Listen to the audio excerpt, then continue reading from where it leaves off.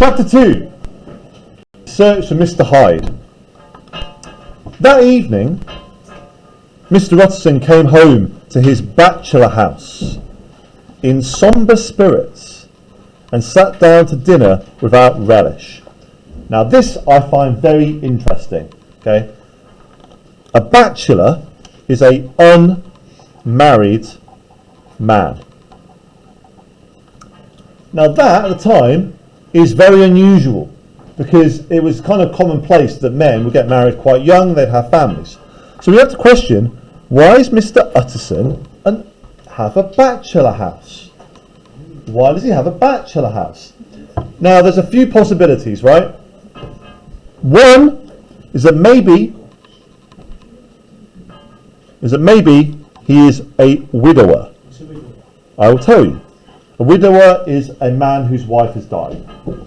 A widow is a woman whose husband has died. A widower is a man whose wife has died. Sorry?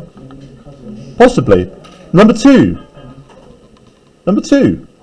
is that he is homosexual. But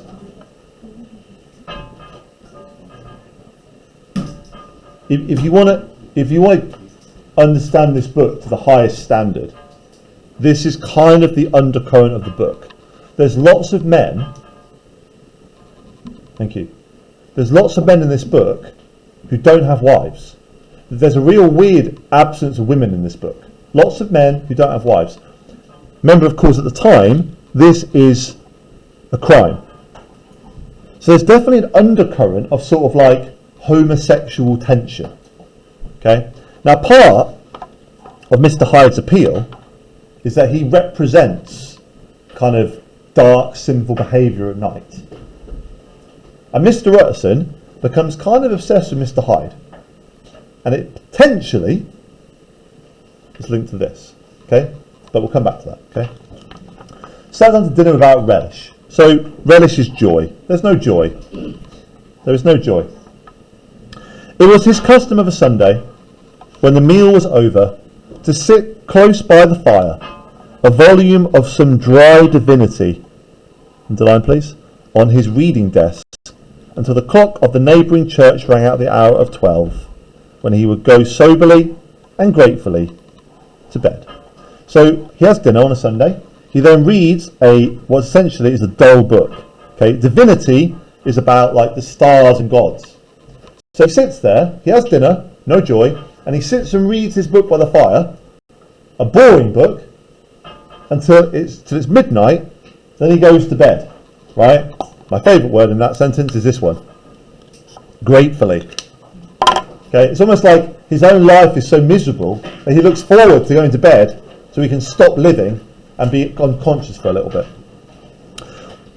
On this night, however, as soon as the cloth was taken away, he took up a candle and went to his business room. There he opened his safe, took from the most private part of it a document endorsed on the envelope as Dr. Jekyll's will, underline please, and sat down with a clouded brow to study its contents. The will was holograph, for Mr. Utterson, though he took charge of it now that it was made, had refused to lend the least assistance in the making of it. It provided not only that, in case of the decease of Henry Jekyll, MD, DCL, LLD, FRS. So these are his they're his qualifications. Okay, so MD is a medical doctor. I forget what the other ones are, but they're all qualifications. He is a highly educated person. Highly educated. Okay. Now the will, I'm assuming you know what a will is, but I'll tell you anyway in case you're not sure. So a will is basically where your money goes when you die. So when rich people die, or actually anybody dies, what happens is they write on a piece of paper, a lawyer writes on a piece of paper for them, when I die, this is where all the things I own will go. Right? It will go to my kids, or it will go to a charity. Everybody makes a will. He goes to his safe and he gets Dr. Jekyll's will out. Right? He didn't write the will, but he's looking at the will. Any guesses what he's looking for? Where the money goes, right? In the case of the deceased, the death of Dr. Henry Jekyll, all his possessions were to pass into the hands of his friend and benefactor, Edward Hyde. Okay, this is a big red flag, right?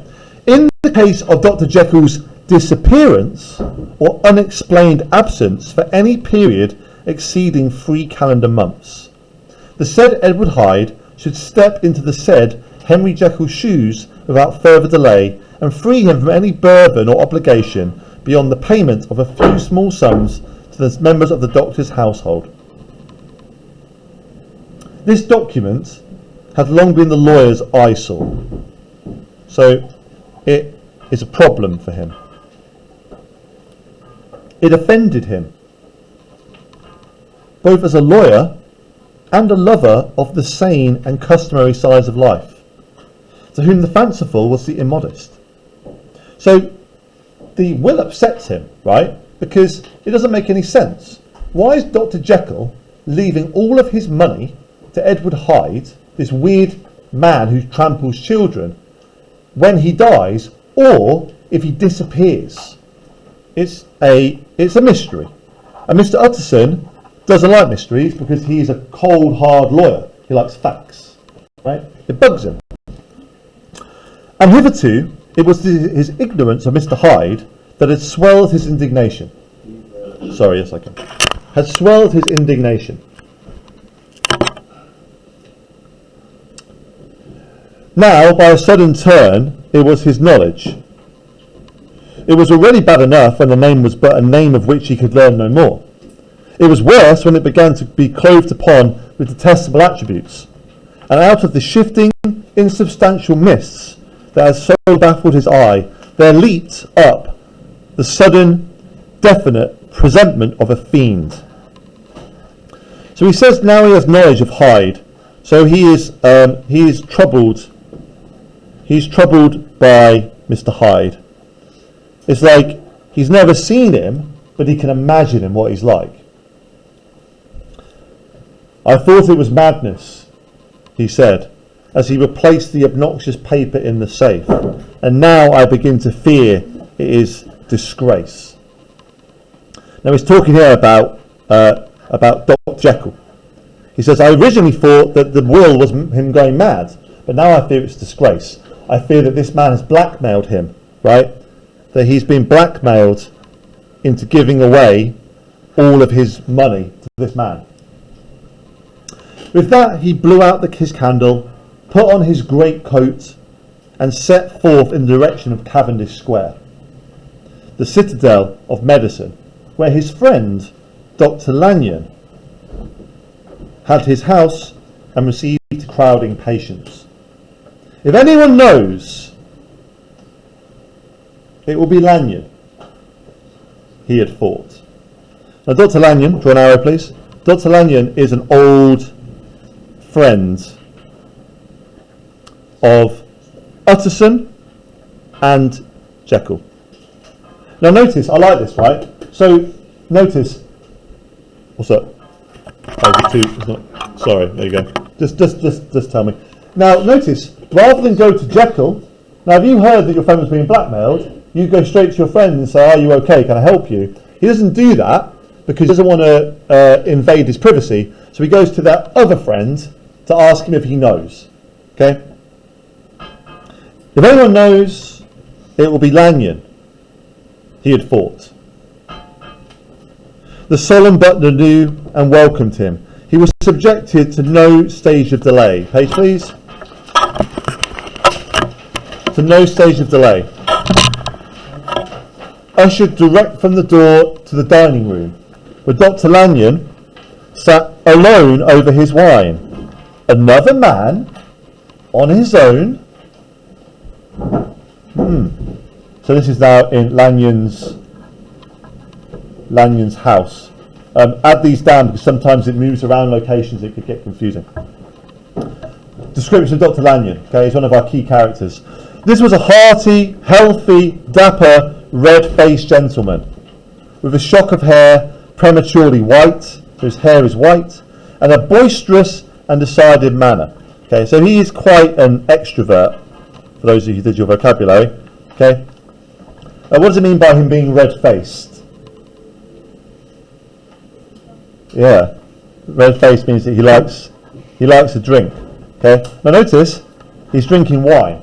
See, he's the opposite of Mr. Utterson. Mr. Utterson goes home and drinks gin. Dr. Lanyon sits around boozing hard, right? Drinking wine. He loves life. He's boisterous. He's fun. At the sight of Mr. Utterson, he sprang up from his chair and welcomed him with both hands. The geniality, as was the way of the man, so geniality means to be friendly, as was the way of the man, was somewhat theatrical to the eye, but it reposed a genuine feeling. So he's quite a theatrical person. He's like, Mr. Utterson, good to see you, ha ha ha ha ha, right? So it looks a bit fake, because theatrical means fake, but it's not, it's genuine, right? He actually, there's a lot of love here between these two men, right? Friendly love, old friends, old school friends, right? For these two were old friends, old mates, both at school and college, both thorough respecters of themselves and of each other. And what does not always follow, men who thoroughly enjoyed each other's company. Okay, this is a proper mate. It's not Mr. Enfield, good old mate. Okay. After a little rambling talk, the lawyer led up to the subject which so disagreeably preoccupied his mind. I suppose, Lanyon, he said, you and I must be the two oldest friends that Henry Jekyll has. I wish the friends were younger, chuckled Dr. Lanyon. Right? He's like, oh, I wish we were younger. He's a little joker, right? You don't find it funny, but it's funny to Mr. Utterson. Right? Chuckled Dr. Lanyon. But I suppose we are. And what of that? I see little of him now. Okay, so there's been a distance here, right? Something has happened. Indeed, said Mr. Utterson. I thought you had a bond of common interest. We had, was the reply. But it is more than 10 years. It is more than 10 years since Henry Jekyll became too fanciful for me. What does that mean? Too fanciful. Too fancy. A little wild, right? A little troubling. He began to go wrong. Wrong in the mind.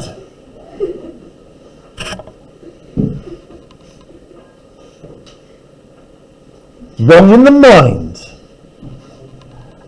And though, of course, I continue to take an interest in him for old sake's sake, as they say, I see and have seen devilish little of the man. Such unscientific balderdash. Okay? So Mr. Utterson goes round and says, oh, what's going on with Jekyll at the minute? And he goes, I don't know. I don't see him anymore. I used to be friends with him, but 10 years ago he started going wrong in his brain, and now I don't see him anymore. Right? Unscientific balderdash. So he's been doing something weird, I would say.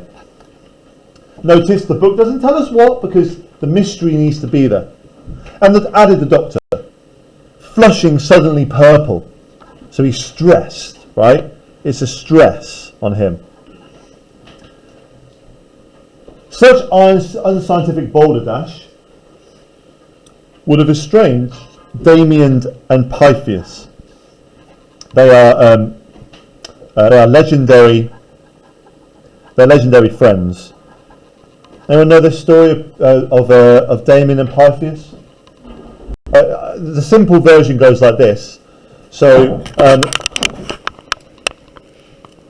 one of them, I can't remember which one. One of them is accused of a crime and is held by the king, and his friend goes away, and he says, "If you come back, then I will spare your friend, and possibly execute you." And he comes back. It's a story of legendary friends, inseparable friendships. So he says the things that Jekyll has been doing, whatever he's been doing, would even divide the legendary friendships of the past. Okay. Now all of this is a bit of exaggeration, but it's supposed to create mystery, right? What has Jekyll done that has upset his friend so much? This little spirit of temper was somewhat of a relief to Mr. Utterson. They have differed only on some point of science,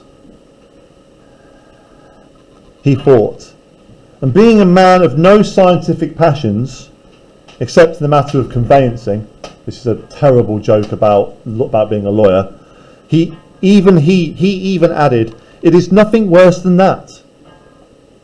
He gave his friend a few seconds to recover his composure, then approached the question he had come to put. "Did you ever come across a protégé," underline please, "of his, one Mr. Hyde?" Now protégé is like a student, but essentially somebody that is young, like a young kind of follower. "Do you know Mr. Hyde?" "Hyde?" repeated Lanyon. "No, never heard of him since my time." So the Hyde mystery is there. So he goes over to see if he knows about Hyde, and he finds out that they had this big falling out, but he thinks it's no big deal, it's about science. And he said, "I've never heard of Mr. Hyde, don't know who that is." That was the amount of information the lawyer had carried back with him to the great dark bed which he tossed to and fro until the small hours of the morning. Okay, underline please. So he can't sleep. Can't sleep until the small hours of the morning. So we're talking like 2 a.m. began to grow large.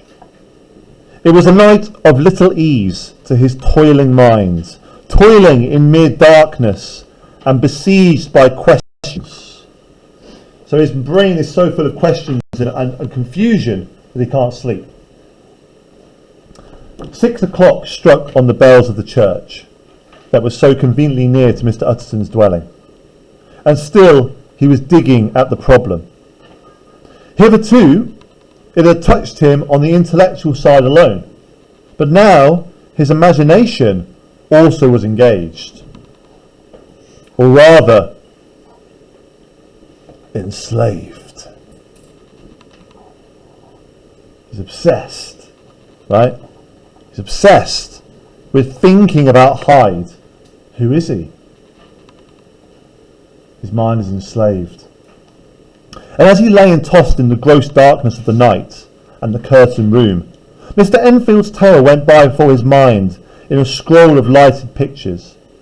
He would be aware of a great field of lamps in a nocturnal city, then of the figure of a man walking swiftly, then of a child running from the doctors, and then these met.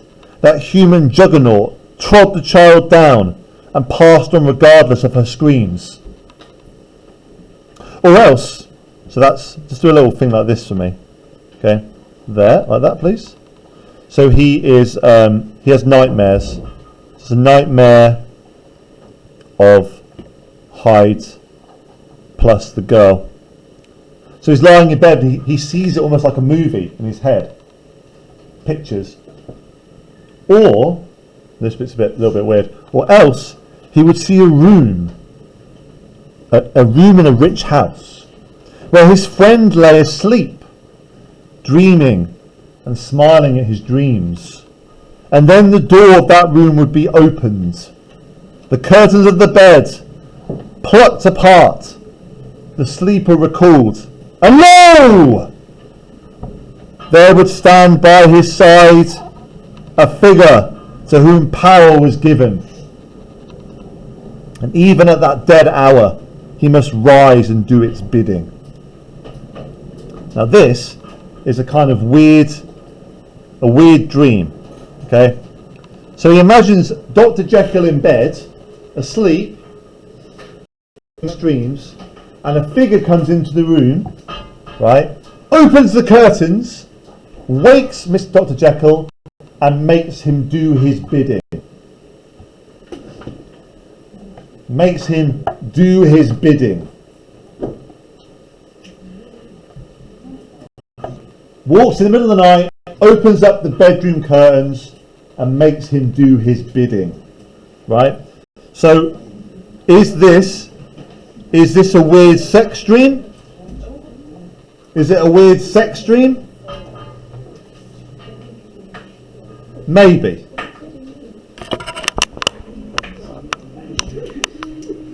Maybe.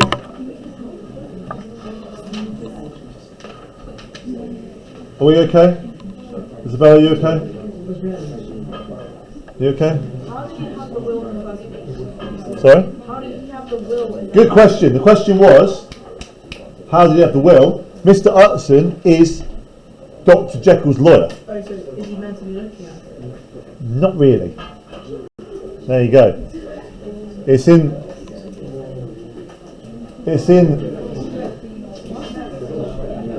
Are we okay? Are you okay? Right, I'm going to carry on. The figure in these two phases. The figure in these two phases haunted the lawyer all night. Now the figure, of course, is Hyde. Remember, he's never seen Hyde. He's never seen Hyde. So it's his imagination version of Hyde. Haunted the lawyer all night. If at any time he dozed over, it was but to see it glide more stealthily through sleeping houses, to move more swiftly and still more swiftly, even to dizziness, through wider labyrinths of the lamp-lighted city. So this bit here kind of makes London like a nightmare. So think of London as being dark, like a maze. A labyrinth is like a maze. So almost like kind of like being in a monstrous maze where there's like monsters in there as well. At every street corner, crush a child and leave her screaming. Oh, sorry? Can you do it to the side? Yeah. Sorry, there you go. And still the figure had no face, by which he might know it. Even in his dreams, it had no face, or one that baffled him and melted before his eyes. And thus it was there, sprang up and grew apace in the lawyer's mind, a singularly strong, almost inordinate curiosity to behold the features of the real Mr. Hyde. So he wants to find him. So he wants to see him. He wants to satisfy his imagination. If he could but once set eyes on him, he thought the mystery would lighten and perhaps roll altogether away, as was the habit of mysterious things when well examined.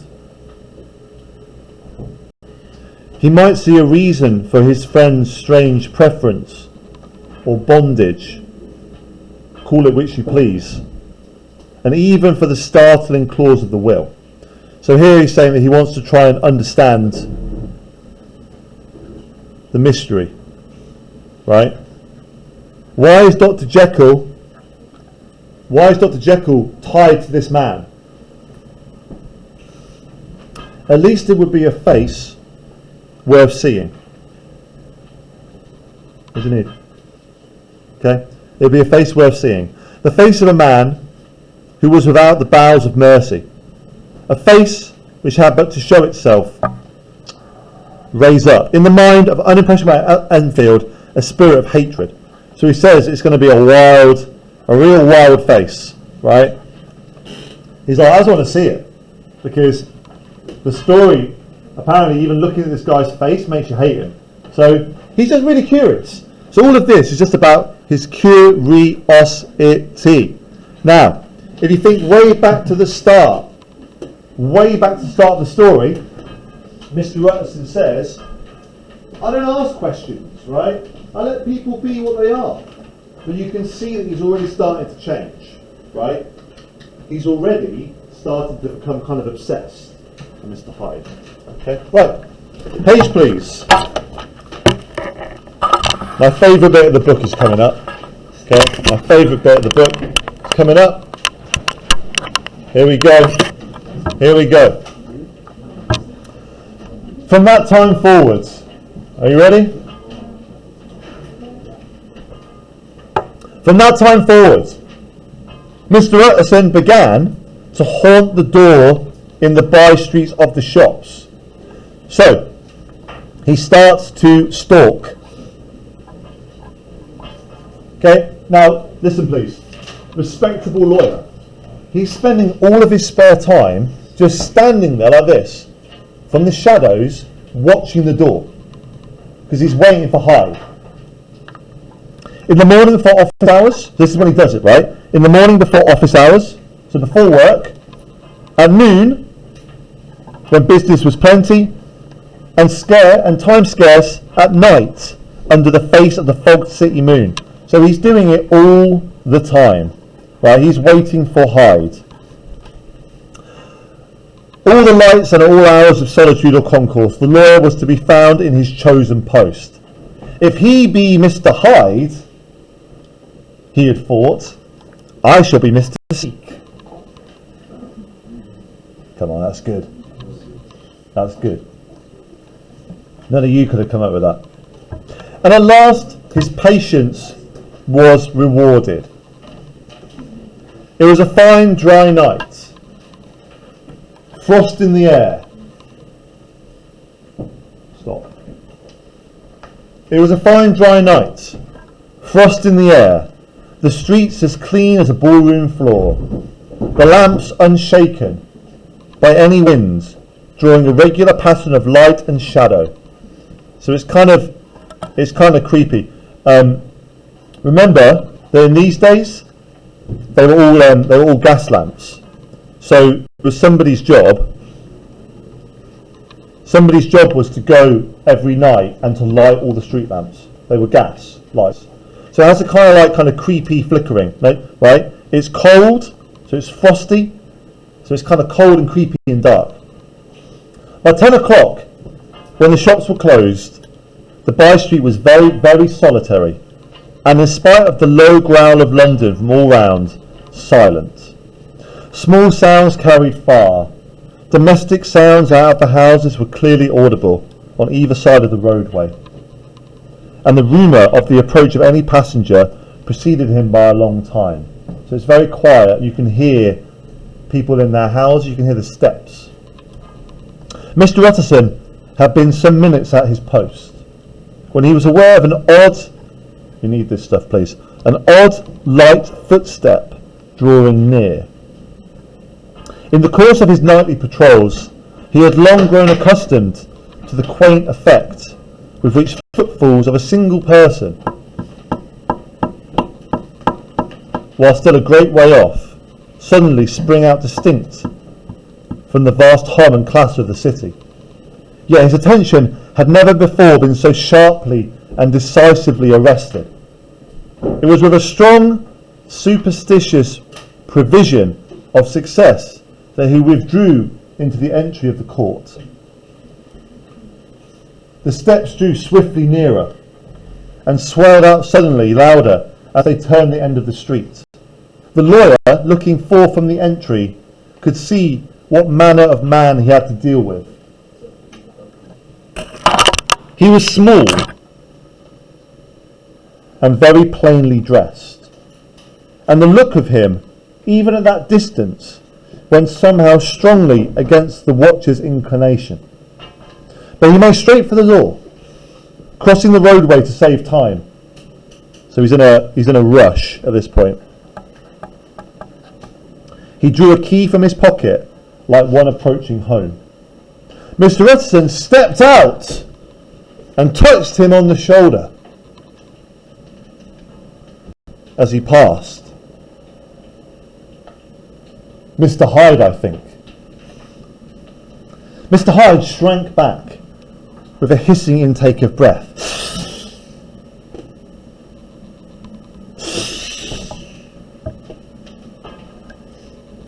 But his fear was only momentary. And though he did not look the lawyer in the face, right, so he hides his face, he answered coolly enough, "That is my name. What do you want?" Okay, so this is kind of quite ungentlemanly behaviour. Ungentlemanly behaviour. So you've got Mr. Utterson who's like, "My dear Mr. Hyde, I believe," and he's like, "What do you want? What do you want? What do you want?" Right? This is their first meeting. What do you want?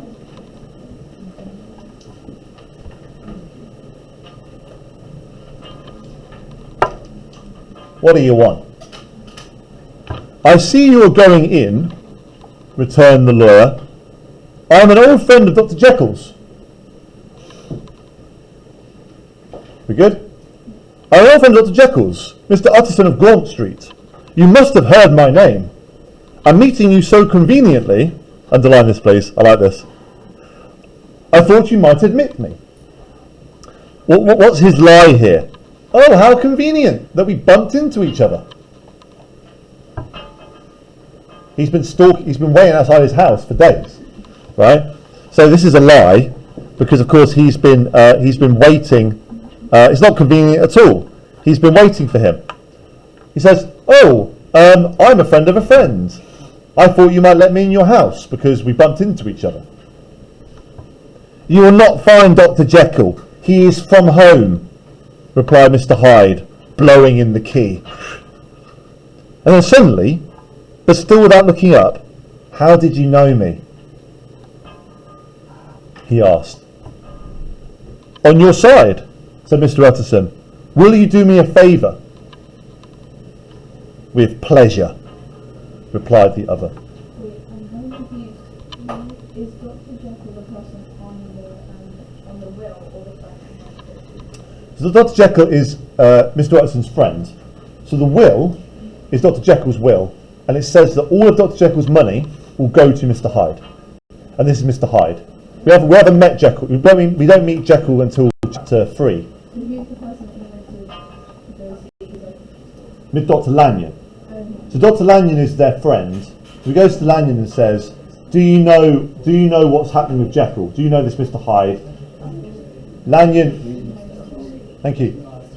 Lanyon, excuse me. Lanyon says no. Okay, so just to recap, right? Mr. Utterson is the lawyer. Mr. Enfield is his cousin and friend. Dr. Lanyon is the friend of Utterson and Jekyll. He's an old school friend. Dr. Jekyll is a doctor who's Utterson's friend, and Mr. Hyde is this strange man who Jekyll, for no apparent reason whatsoever, has left all of his money and belongings. Utterson wants to try and solve the mystery, right? The mystery is, why has Jekyll left his money to Hyde? What does Hyde have over him? "Will you do me a favour?" "With pleasure," replied the other. "What shall it be?" Do a slash, that's a mistake. "Will you let me see your face?" asked the lawyer. Mr. Hyde appeared to hesitate, and then, as if upon some sudden reflection, fronted about with an air of defiance, and the pair stared at each other pretty fixedly for a few seconds. So Mr. Hyde is like this. He's like, "What do you want? What do you want?" He's like, "Show me your face." And he goes, it's like a reveal. And they look at each other in the eyes, deep, for a few seconds. You ever looked at someone's face for a few seconds without speaking? It's intense. right? Now I shall know you again. Now I shall know you again. Now I shall know you again, said Mr. Utterson. It may be useful. This is a threat, people. He's saying, I know you, right? I know what you're doing. I know what you're doing. Yes, returned Mr. Hyde. It is as well we have met. And a propos, you should have my address. And he gave a number of a street in Soho. Good God, thought Utterson. Can he too have been thinking of the will? But he kept his feelings to himself, and he only grunted in acknowledgement of the address. And now, said the other, how do you know me? So he says, oh, it's very convenient that I've met you, right? Here's my address. And Utterson goes, oh my God, he wants me to have the address so that I can bring the money. Because what happens is when someone dies, the lawyer's job is to give over the stuff. He's like, good, you've bet me, here's my address. So when Dr. Jekyll is dead, you can bring me his money. And he says, right, now it's your turn, right? How do you know me? By description, was the reply. Whose description? We have common friends, said Mr. Utterson. Common friends? Echoed Mr. Hyde, a little hoarsely. Who are they? Dr. Jekyll, for instance, said the lawyer. He never told you, cried Mr. Hyde, with a flush of anger. I do not think he would have lied. But weirdly, Utterson is doing lots of lies, right? He's lying a lot. He's saying, oh, I bumped into you. Oh, we have a friend. Dr. Jekyll told me about you. No, he didn't. Right? I wouldn't think you're a liar. So notice the way that he speaks to him is quite sort of disrespectful.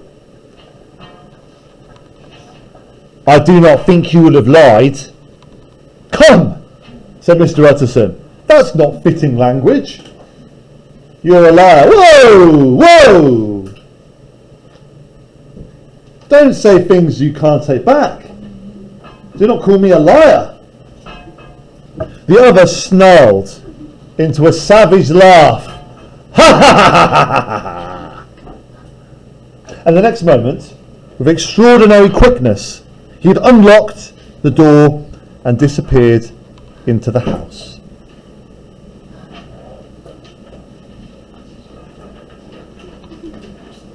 Let me see. So this whole section here, right, this here, go back to the top. So this is meeting Mr. Hyde. Okay? So that's sort of interaction. Turn the page, please. Yes. Yeah.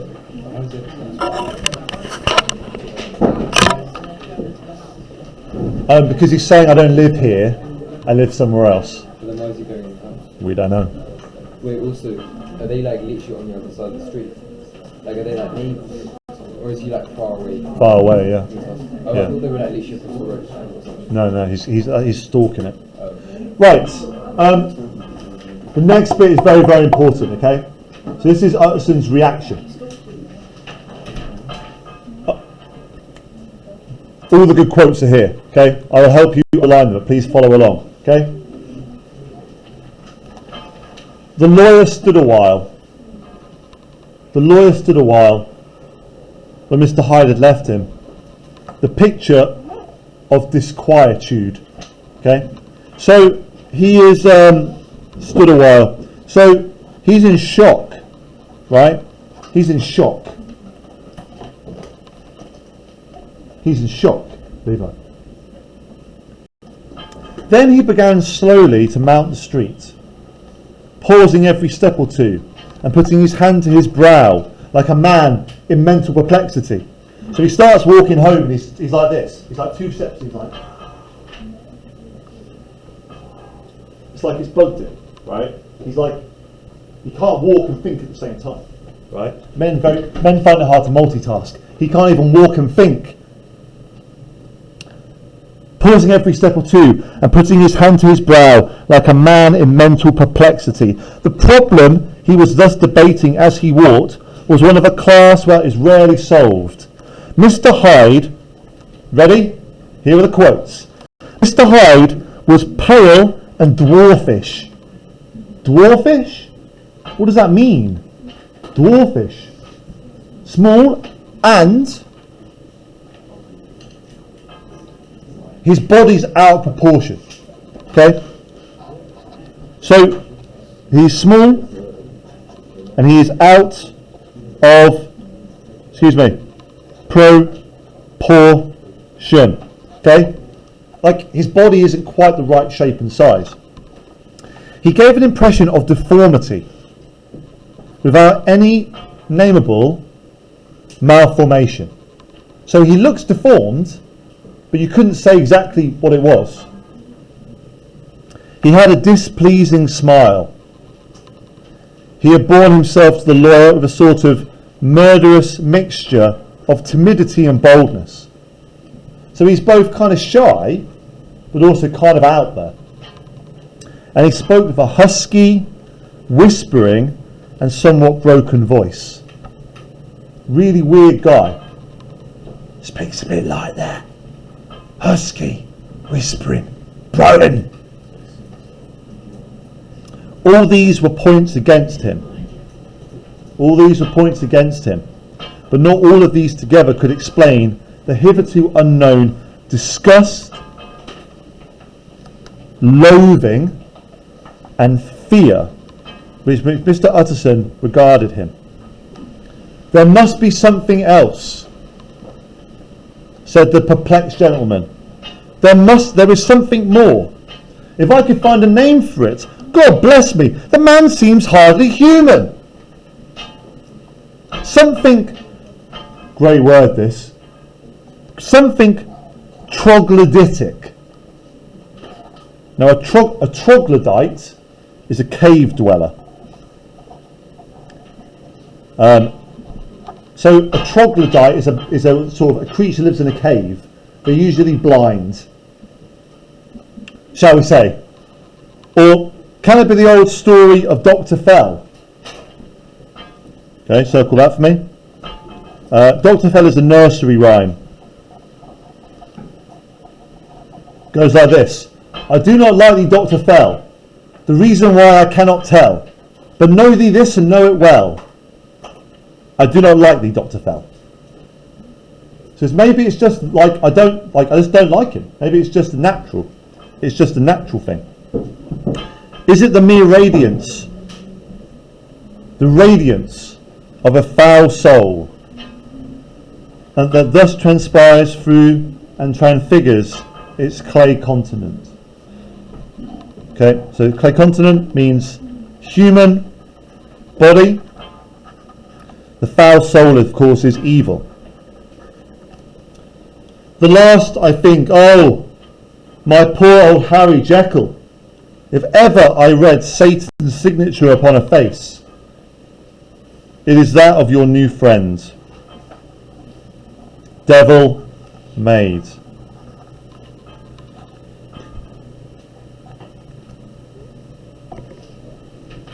So that's his reaction.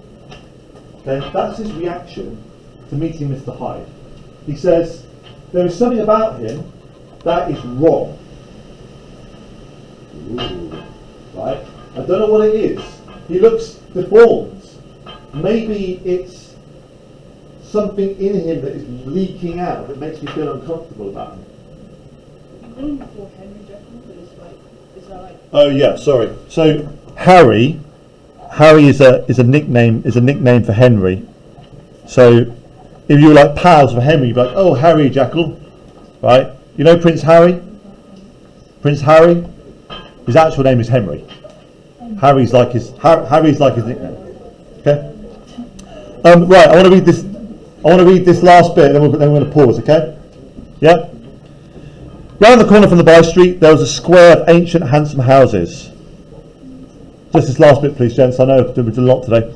Round the corner from the by street there was a square of ancient handsome houses, now for the most part decayed from their high estate and let in flats and chambers to all sorts and conditions of men, map engravers, architects, shady lawyers, and the agents of obscure enterprises. So these are all sort of like new businesses that are going on. Okay, aka society is changing. Okay, the old houses are now owned by new people. Lever, keep it going, please. One house, however, second from the corner, was still occupied entire.